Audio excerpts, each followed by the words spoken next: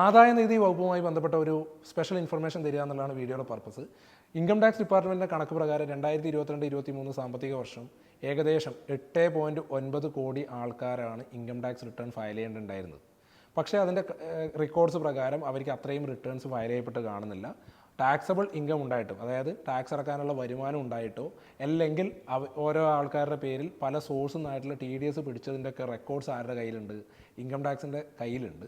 അപ്പോൾ അങ്ങനെ return file ചെയ്യാതെ വന്ന ഡിഫോൾട്ടേഴ്സിനെ ഫോക്കസ് ചെയ്തുകൊണ്ട് അവരൊരു ക്യാമ്പയിൻ ഏപ്രിൽ 15 മുതൽ സ്റ്റാർട്ട് ചെയ്യാൻ ഉദ്ദേശിച്ചിട്ടുണ്ട്. അപ്പോൾ നിങ്ങളുടെ പാൻ നമ്പറിൽ നിങ്ങൾ ഹൈ വാല്യൂ ട്രാൻസാക്ഷൻസും കാര്യങ്ങളൊക്കെ നടത്തിയിട്ടും നിങ്ങൾക്ക് ടാക്സബിൾ ഇൻകം ഉണ്ടായിട്ട് റിട്ടേൺ ഫയൽ ചെയ്തിട്ടില്ലെങ്കിലും നിങ്ങൾക്കും ചിലപ്പം അതുമായി ബന്ധപ്പെട്ട നോട്ടീസോ കാര്യങ്ങളൊക്കെ വരാൻ ചാൻസ് ഉണ്ട്. അതുകൊണ്ട് നിങ്ങൾ പാൻ കാർഡ് ഓൺലൈനായിട്ട് രജിസ്റ്റർ ചെയ്തിട്ടുണ്ടെങ്കിൽ നിങ്ങളുടെ കംപ്ലയൻസ് പോർട്ടലിൽ ഒന്ന് ചെക്ക് ചെയ്യുക. ഇതുമായി ബന്ധപ്പെട്ട് നിങ്ങൾക്ക് എന്തെങ്കിലും നോട്ടീസോ കാര്യങ്ങളോ വരികയാണെങ്കിൽ താഴെ കാണുന്ന കോൺടാക്റ്റിൽ ബന്ധപ്പെട്ട് കഴിഞ്ഞാൽ അതുമായി ബന്ധപ്പെട്ട സേവനം നിങ്ങൾക്ക് ലഭിക്കുന്നതാണ്. കൂടുതൽ വിവരങ്ങൾക്ക് കോൺടാക്ട് നമ്പർ നോട്ട് ചെയ്യുക, ബന്ധപ്പെടുക.